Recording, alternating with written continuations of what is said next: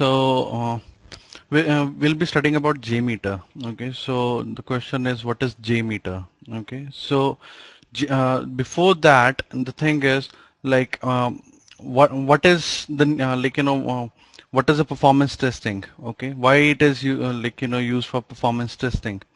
So like this is the site for JMeter. Okay, as it's written on their website as well, it is a pure Java application. Okay, it is designed to load test functional behavior, and it is used to measure performance of a any web application. Okay, so now it has been expanded to other functions as well. So just a minute.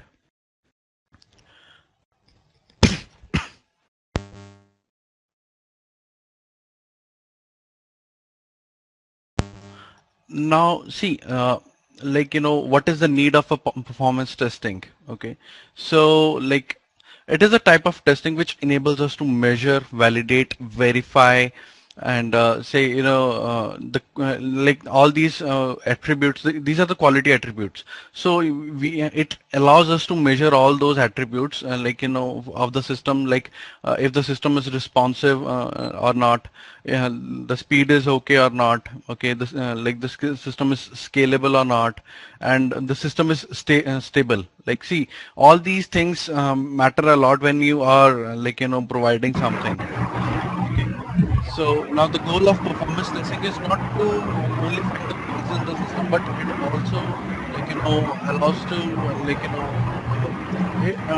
it is to eliminate those performance bottlenecks of the system. Okay, so now why we do performance testing? Just a minute.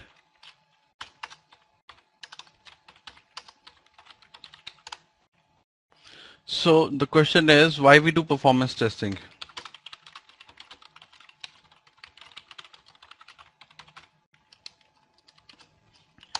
Okay, so see,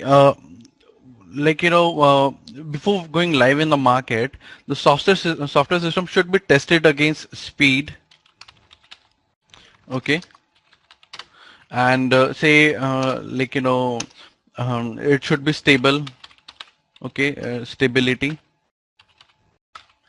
Okay, and say scalability, and say under variety of load conditions. So see, when you're live, say the load increases drastically, and your application is not responding well, then you would lose your customers. Say say you take up any website. Say you're trying to open say for example Facebook. It is not responding well, it is taking time to load, and so you won't be using it, right? So it should be it should respond well. Okay, it should be stable, it should be scalable. Say if the number of users right now are 100, okay, so it should work according to them. Say it increases to 1000, it should work according to that as well. Just wait a moment, that I'm unable to see your screen. It is only displaying that you have opened run command and it is not being displayed. So, are you on this same page or you are on a different page? I'm on Notepad. Okay. Notepad right now. Okay, because Notepad is not getting displayed to me. Okay, just a minute.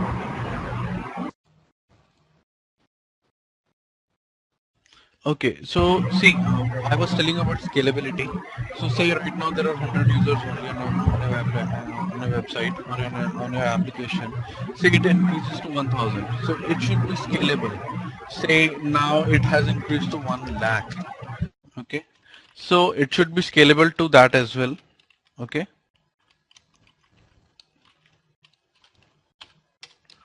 Okay, say it increases to more than that. Say 10 lakhs.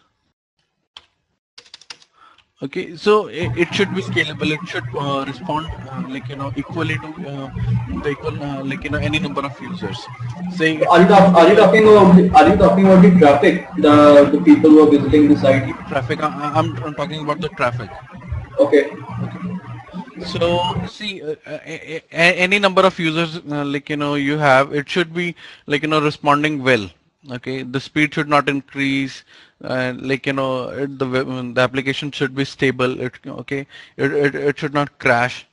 Okay, so see, if the speed is not well, if the stability is not well, then the application would have poor usability, right? Which is likely to gain bad reputation. Okay, that and it affects uh, it affects your reputation directly. So if you have if you have already tested your an application for performance, then you know that what are the bottlenecks and how you can eliminate them. Okay. So now this performance testing, have different types of tests. Okay, so which enable analysis of various aspects of the system. So now the question is, what are the type? What is the type? What are the different types of testing? Performance testing. Okay.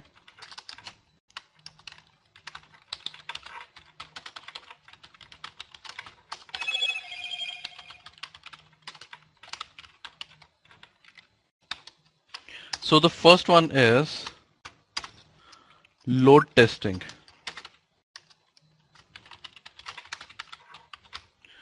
Now, see, it is a type of performance testing to check the system with constantly increasing load until the load time reaches to a threshold value. Say, uh, like, you know, uh,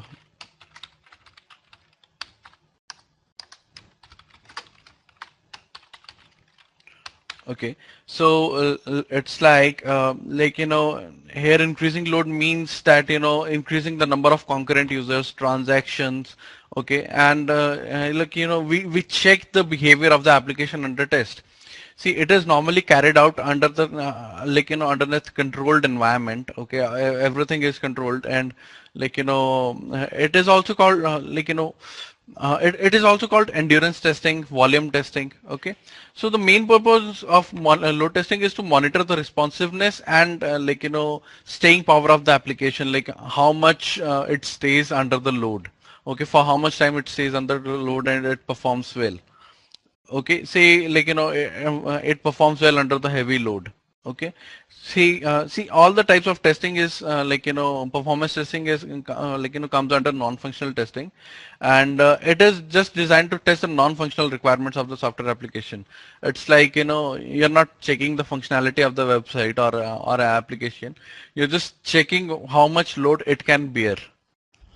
Okay, so now it's like, for example, I'll give you a simple example for load testing. Say you have a printer. So you want to test your printer by sending a large job.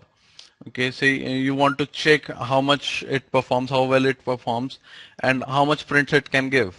Okay, or say you have a very large document, you want to edit it. Okay, say you want to edit in Microsoft Word or any word processor. Okay, so you want to check whether your system would be able to edit it or not. Okay, and say you can say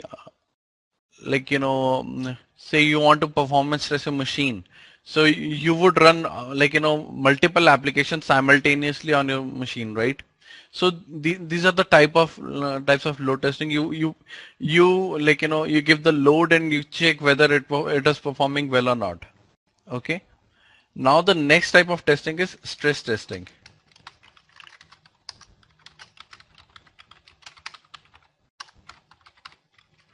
So now it is a type of performance testing which which allows us to check the stability of the software when the hardware resources are not sufficient, like CPU, memory, disk space, etc., etc. So see, it allows us to determine determine, or you can say validate an application's behavior when it is pushed beyond normal or peak load conditions.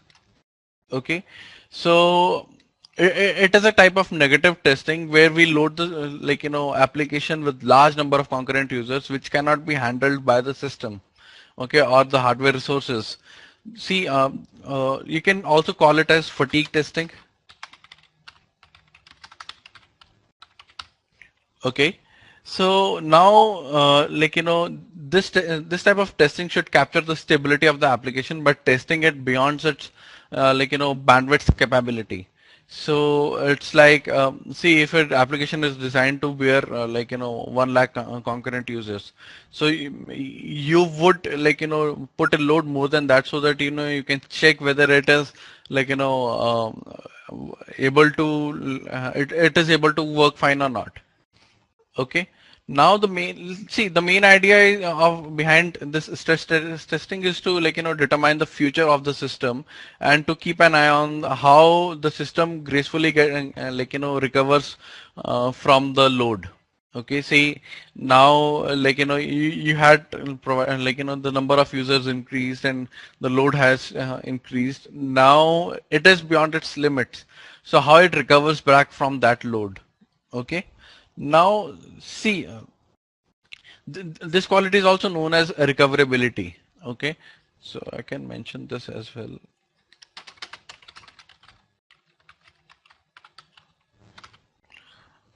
Okay, so this testing is to be carried out under controlled environment before launch, so that we can accurately capture the system behavior under most of the worst scenarios.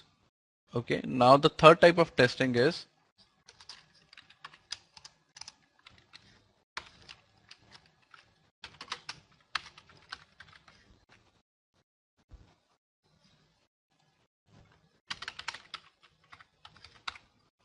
okay, so the third type of testing is spike testing.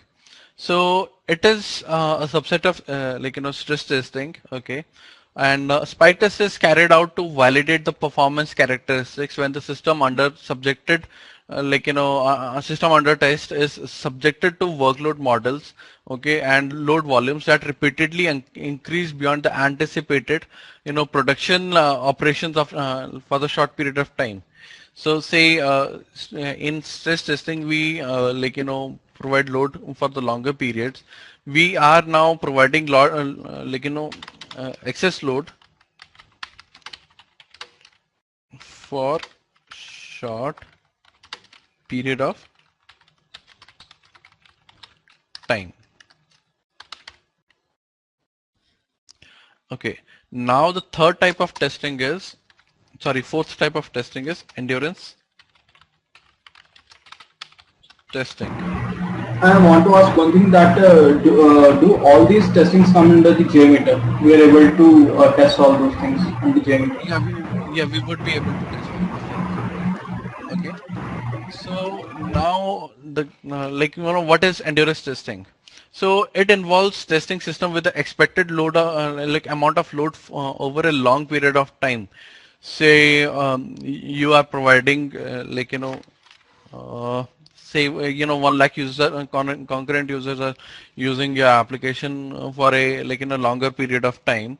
Okay, say 6 hours or 7 hours or 3 hours. Okay, so let's take example where system is designed to work for 2 hours, 3 hours, or say 4 hours, and now you're providing load of 6 hours or 7 hours, 8 hours, 10 hours. Okay, so you want to, in this type of testing, you're just checking the power of system, whether it bears that load or not, that continuous load or not. Okay, say most commonly test cases are executed to check behavior of system, the system fails or not, or any random behavior. Okay, sometimes endurance testing is also referred to as soak testing.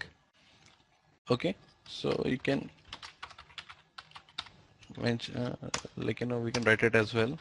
Now the fifth type of testing, that is scalability testing. Okay,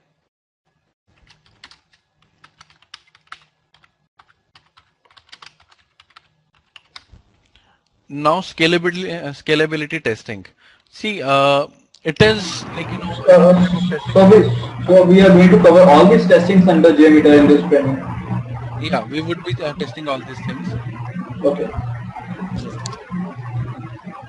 So scalability testing. Okay, now It is a type of testing like of a software or application to determine its capability to scale up in terms of like any of its functional capacity. Say this like beyond the supported user load. Okay. Say if it, the number of transactions increase or the data volume increase, so we should be it should be running smoothly. Okay, the main aim is of this testing is to understand what peak the system like it prevents scaling. It should not the performance should not decrease. Okay, now the fifth type of testing is volume testing. Sorry, the last type of testing is volume. Now uh, it is a type of testing which in which we provide large amount of data to be processed. Okay, and it is just to check the efficiency of the application. The main goal of this testing is to monitor performance of application under varying database volumes. Okay, say you would increase the load and you would check whether it is performing well with the higher amount of data or not. Okay, now there are various performance testing tools. Okay, say load runner. Okay, and say load UI, web load, and Jmeter. Now these are not used that much. Load runner used major also used majorly, but it is a paid tool. Now Jmeter is more efficient, and it is also free. Okay, it is an open source tool, so you can everyone prefers this thing. Okay, now as I go to this Apache Jmeter website. Okay, now see what Jmeter can do. It has the ability to load and performance test many different applications. Say the most common would is web load. Okay, HTTP and HTTPS traffic. Okay, so we would be able to load test these things. Okay, apart from that, we can load test web services as well. There are two protocols for that: SOAP protocol and REST protocol. We can load test these as well. Okay, we can load test FTP servers as well. We can load test database via JDBC. Okay, and there are many other things as well. We can load test mail, we can load test TCP, we can load test Java objects. Okay, so there are many things we can load test. So the most common thing we would be load testing is the web applications. Okay, so now see just a minute. Now see, to use Jmeter, okay, we need to download it, and there are other things as well. So the first thing, the basic requirement to use Jmeter is Java. You should have Java installed on your system, so we would be installing that thing. So you just have to search for JRE download, and you can use JRE 8, okay, to be specifically. So just download it. Okay, I've already downloaded it and installed it in my system. So you have to download and install according to your system. If you're using Linux, then you can use, and if your system is 32-bit and it's Linux, then you should download this file. Okay, and say if your system is 64-bit, then you should download this file. Okay, you can use any of the files. They are say RPM or the tar.gz. It depends upon your Linux version. If you're using Macintosh, then you can use any of the files. This one is the compressed file. This one is the direct DMG file. Okay, if you're using Windows, okay, then if it's 32-bit, then you can use this one. If it is 64-bit, then you can use this one. Okay, so once you have downloaded it, you can install it. Okay, and you can start using it. Now, okay, Java 8. Okay, now the next thing that we require is the main tool, that is Jmeter. So you can go to the website, that is jmeter.apache.org. Okay, from here you can go to download releases, and the latest version is the Jmeter 4.0. So what you have to do is you have to download the binary. Okay, you can download any of the file in if you want to download TGZ file or the zip file. It is your like preference. You can download any of the file. TGZ would be in smaller in size. Zip would be a little bit larger in size compared to TGZ. Okay, say we'll download the zip file. Okay, so it is already downloaded. It is there. Now see, once you open this file, you would see there is a directory and there are many other directories and files inside it. So the first thing you'll do is you'll extract this to say I'll extract it over say in my D drive. Okay, I've already extracted it. Okay, so over here I've extracted it and it is there. Okay, that is this. Okay, so now there are many directories. What you have to do is you have to go to bin directory, and over here you will see Apache jmeter.jar. Okay, now this is executable jar file. All you have to do is open it. Okay, double click and open it, and it will take a little time to open. And okay, so this is the graphical user interface of Jmeter. And now there are many things. See, in this area you would be able to see the information. In this area you would be able to see your like components of a test. Okay, say there is a test plan. Okay, now see everything in related to test will reside under this test plan. Okay, now I would be we would be studying about the HTTP script recorder today. Okay, so just a minute.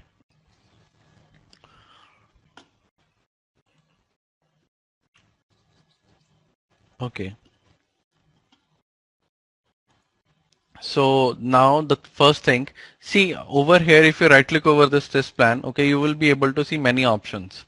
So the first option is add. You have to use this option. Okay, now over here you will see many options. So right now we will be using non-test elements. Okay, it is in the bottom. Okay, and over here in this we would be using HTTPS test script recorder. Okay, now what is the use of this test script recorder? Say you have a website. Okay, and you want to record the traffic. Okay,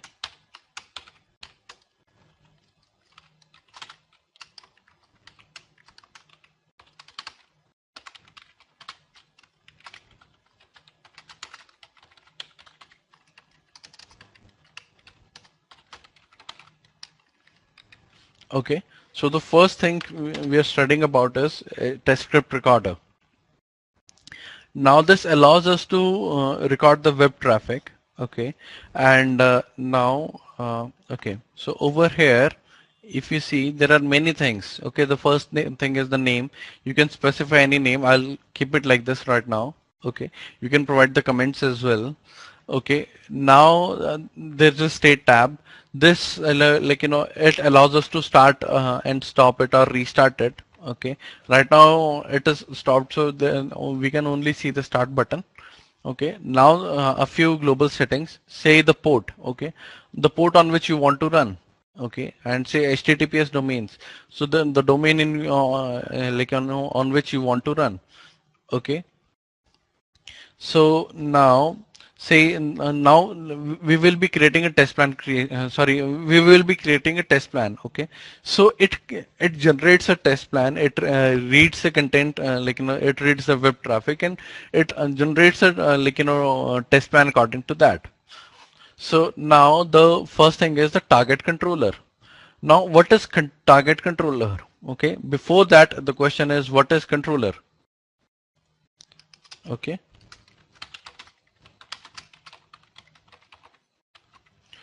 Now, this is something like, a controller is something which, controls the traffic. Now, over here, if I right click over here on the test plan, okay, I would be able to see many things. Say threads, config element, listeners, timer, preprocessor, post-processor assertions, test fragments. So we would be studying about all those. Okay. So the first thing we would be using is the thread. Okay. So for using for the for testing load, the first thing you would need is the thread. Okay. So we would be using the thread group.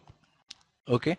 Now there is a thread group. Okay, and say you have in this it specifies the number of threads, the number of users, and say other things. Okay, so you group a type of load inside this. Say there are three different types of load you want to run. Okay, and say you would want to test three different type of things. Okay, so now inside this, see, the first thing you would see over here is the name. You can mention any name. Say I would mention at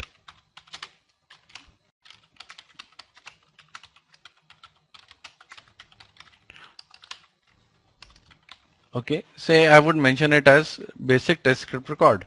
Now it is asking me for comments. I'll just leave it right now. Okay, now action to be taken after a sampler error. I'll tell you about this in the later time. Okay, let it be on the continue right now, and I'll tell you about this in the later time.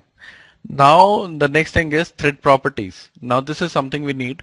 Say right now it is mentioned to 1. That means there would be only one user. Okay, there would be only one thread for the users. Okay, there would be only one user for this thread group. Okay, there won't be other users. Now the second thing is ramp up period. Ramp up period is the time before starting something. Okay, say before starting the load, it would wait for 1 second. Okay, before providing the load. Now the loop count. Say you want to test load and loop. Okay, you want to continuously send the load, so you can send the load in a loop. So how much times you want to run the loop? If you specify the number over here, then the loop would go up to that number of times. If you check forever, then it would continue the loop forever. It won't stop that loop. You have to manually stop the execution. Okay, now there is an option that is delay thread creation until needed. So it will delay the thread creation until it is needed. Okay, now the scheduler, the last option is scheduler. Now you can schedule the configuration. Say you want to load test for say 10 seconds, 50 seconds, 100 seconds, 200 seconds, 6000 seconds. You just have to provide that time. Say the total time should for which the test should run is the thread should run is 100 seconds. Okay, say now the second thing is startup delay. So after say you want to start load testing after say 30 seconds or 40 seconds.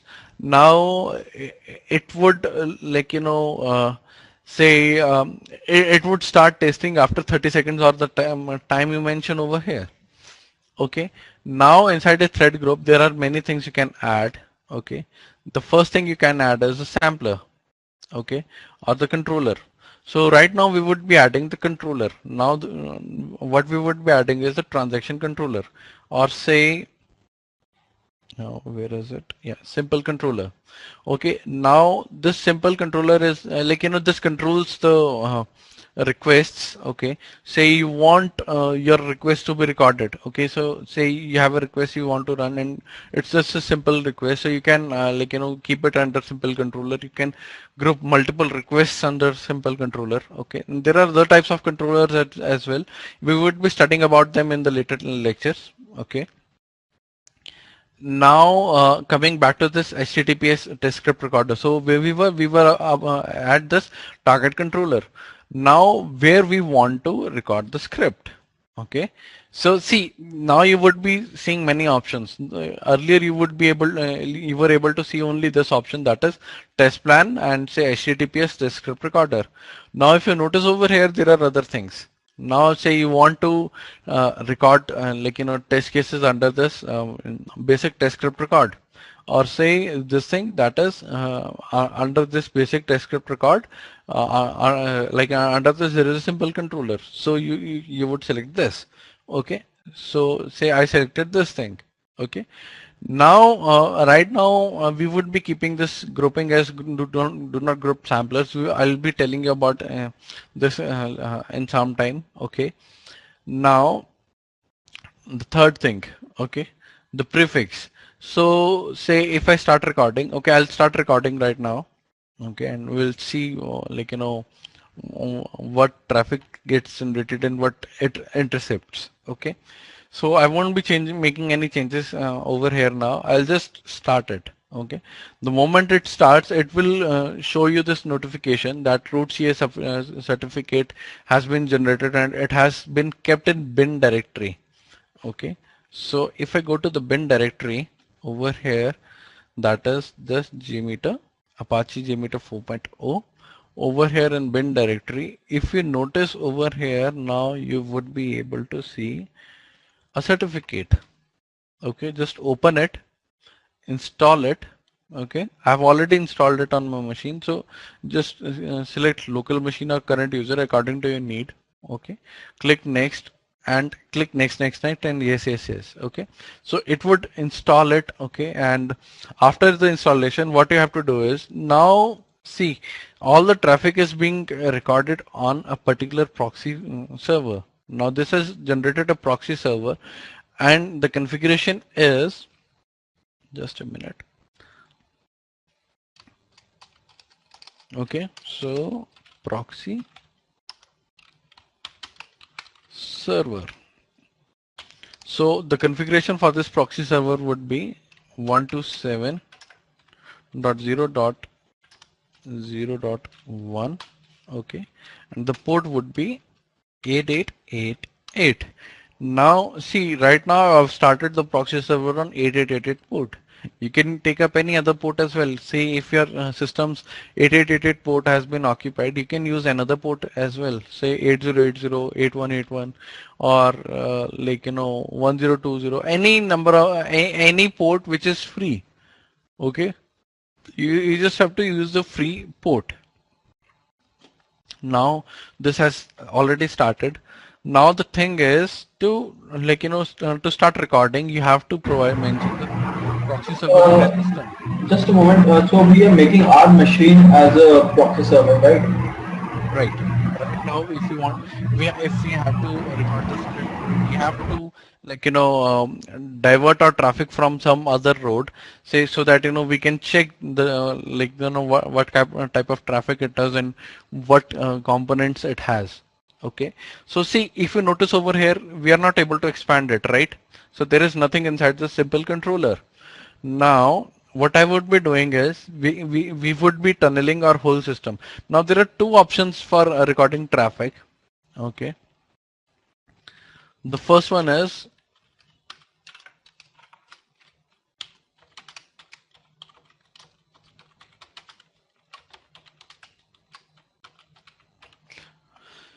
the first one is a tunneling whole system. So what we would do is we'll go to start. Okay, and we'll just open. See, the Chrome is already opened. There are two options now. You can directly search for internet options in a start menu.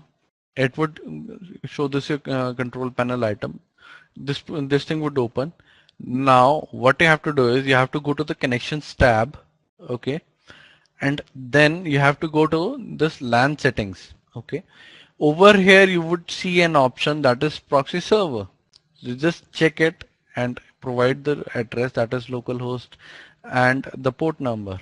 Okay, say now you can go to advanced. Okay, and you can provide this thing.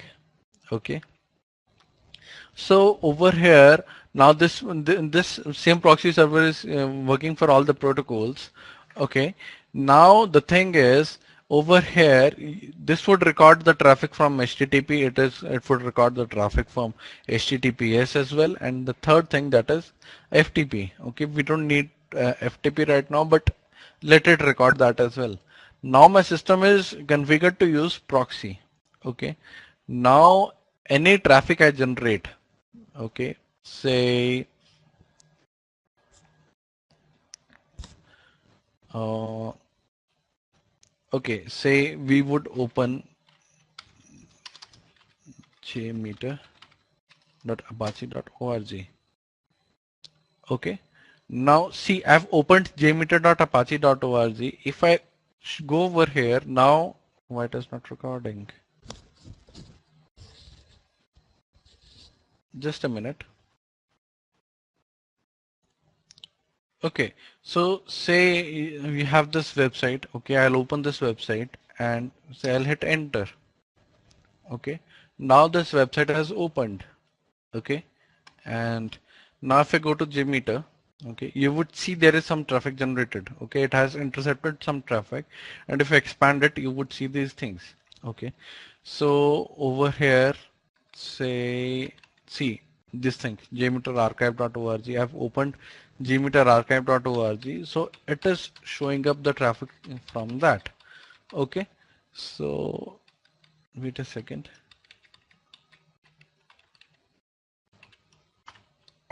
So it is automatically taking the anything which is taking place on the site. Like you open it on Chrome, and immediately it has linked itself with the Chrome and provided us with the results that what has happened on that site, right? So any traffic room generated, okay, it recorded the traffic. So right now, see, it is up to 25, okay, and say I click this checkbox, okay. Now it would open a new page, right? It has requested some traffic, and over here now see this traffic has been generated, okay. This traffic has gone through the server, and this traffic has been generated by the browser, okay. So if you see over here, there are many HTML files, GIF files, JTP files, right, PNG files. So there are many different types of files over here, okay. So this is intercepting the whole traffic, okay. And if you notice over here, okay, now this is a type of HTTP request. I'll tell you about it in a minute, okay, how you can create it, okay. Now I'll just explain you what it is right now, okay. So see, the first thing is the name. So it has intercepted it, so it would provide the name of the URL, okay. Say after this part. So see this thing, the path and this is same. Okay. So what it is like, you forget the name part, you can mention it anything. Okay. Say, I don't want to say just thing, it's 10. Okay. So let's leave it 10 right now. Now the thing is this, the server name. Okay. So the server name is www.jmeter-archive.org. Okay, now what type of protocol it is using? It is using HTTP protocol. Now what port number it is using? It is using 80 port, so it is left blank. Now this HTTP request. So this HTTP request use the get method. There are many other methods as well. The most common methods are get method and post method. Okay. So if you want to send some traffic with a request, you use these two methods. Okay. Now the path. So the path would contains the items, say the path, say if I copy this path, okay, and if I mention it over here, so it would open that icon, post message icon. See, this is the icon, okay. So it has intercepted it, okay. It has intercepted this PNG image, okay. It has intercepted the link for this image, okay. In the same way, it has intercepted the cascading style sheet for this jmeterarchive.org. Okay, they would be using some CSS file, so it has intercepted that thing as well. Okay, now over here, right now I've not sent any data over here to it. Okay, so what we will be doing is we will be logging in. Okay, say this thing, and let me just try. Okay, so I logged in. Okay, and now if you see over here, like, it has logged in. Now if I go over here, it has intercepted the traffic. Okay. Now if you notice over here, these are my credentials. Okay, this is my email ID, this is my password. Please don't use these credentials. Okay, and please don't change the password as well. Now if you notice over here, these are this was the request which got generated. The URL was name servlet JTP. Okay, and it is a login page, right? So it used the post method. The protocol was HTTP. The port number was 80 only, and so the content encoding is UTF-8. Okay, now it sent some traffic with the request. So the first traffic was the macro. Okay, so macro had a value login page. The next URL, now it provided the next URL as well, that after logging in it should open this particular URL. Okay, and it opened the same URL as well. If you notice over here, this particular URL has been opened. Okay, now the third thing, that is my email ID and my password. So it has intercepted all the traffic. Okay, now see, right now we are generating traffic and we are recording that traffic, and the thing we are using is we have tunneled our whole system. Say we want to record this, and in between, my system is checking for updates. Okay, then it would intercept that thing as well. Okay, right now it has not intercepted anything apart from this particular website. Okay, say it would intercept the whole traffic, any traffic my system is generating. So sometimes you would not want this thing to happen. Okay, so what you would do is, Just wait a moment, Abhishek. That do we use this thing in our corporate? Like when we are working in a project, I don't think that we it's just see, yes. I'll be telling you about manual generation as well. Okay, but you should know this thing as well. Say you want to record some traffic and you just want to check it. Okay, so you should know how to record traffic. Okay, how how to record traffic using JMeter. Okay, now the next thing, that is see, Chrome does not allow us to tunnel the traffic using specific proxy apart from the proxy defined in the system. So we would be using Firefox for that, or say Opera for that, but I would prefer Firefox. Okay, now in Firefox what you would do is you can go to options. Over here in options, now if you scroll down, you would see the option for the network proxy. So in the settings, you would provide this proxy. See, I've already provided this proxy, that is localhost port number 8888 SSL proxy. This localhost and the port number is again 8888. So the traffic would be generated directly to this proxy port. Okay, you did not to tunnel your whole system. So you can disable this thing that you already did, that you tunneled the whole system. So we will disable this proxy server and we'll click OK, so that Chrome uses the direct traffic. My whole system uses the direct traffic. It should not go through JMeter. Okay, and you can record the traffic only with JMeter. Say now if I open this website, that is JMeter archive .org. Okay, now it would be requesting this Firefox would be requesting this traffic from this. Okay, the proxy server. Now if I open something over here, say I open this Oracle website, see it will not be intercepted over here, right? Anything we do work over here, say Flipkart, it is one of the most famous e-commerce websites in India. And if you notice over here, it is opening flipkart.com. Okay, now over here it has intercepted Flipkart. These are all the traffic. This is the whole traffic intercepted from Flipkart.com.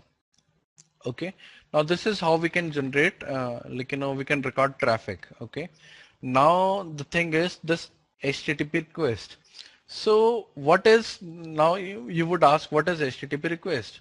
Okay, so see, you you would want to generate some traffic. Okay, so you would like to replicate HTTP traffic that you are opening some website. So there is a sampler, okay, for that, that is HTTP request sampler. Okay, so it has been generated over here in the last, that is HTTP request. So it contains many things. I already told you, what protocol it will be using, on what server or IP address, on what website it would be generating request, on what port number. Usually the port number is 80 for HTTP and 443 for HTTPS or the SSL traffic. Say your website is hosted on some other port, you would provide that port number over here. Say it is just a simple request and there is no path and there is no data to send, then you can keep it like this, and this request has been generated. Now when you would run this say thread group, okay, then a thread group, or say when you would run this test plan, see, the whole test plan would be executed, only the enabled elements would be executed. If you have disabled something, that would be skipped. Say I want to disable it. So now this test script recorder has been disabled. I want to enable it, I can enable it. Now I can disable or enable anything. Say I want to disable this whole test script recorder, okay, sorry, thread group. So I want the shortcut to use this is Control T. This will toggle the enability status. Say if it is enabled, it will disable it. If it is disabled, it will enable it. Okay. Now again coming back to this, that is this HTTP request. See, Flipkart is generating traffic after time to time. So if you notice over here, it is intercepting the traffic again and again. Okay, even Firefox is tested for checked for updates. It has intercepted that traffic as well. Okay, now in HTTP request, these are the basic things. You provide the parameters and you provide the parameters that you want to send with the request. Okay, so there is something other than this as well, that is body data. You would want to send some body data as well. The third thing is file upload. You want to upload some files with the request as well. Okay, so you have the option over here that which files you need to send. Okay, now the third thing, that is advanced. Okay, so it has client implementation and other things. We would be studying about this in the next lecture. Okay, and okay, so this was the HTTP request, and this simple HTTP request that we would be using the most for testing web applications. Okay, so this was for today's lecture. Do you have any queries for today's lecture? No, not for now, but I will just again watch this video because there are certain confusions. And also, I want to ask that will I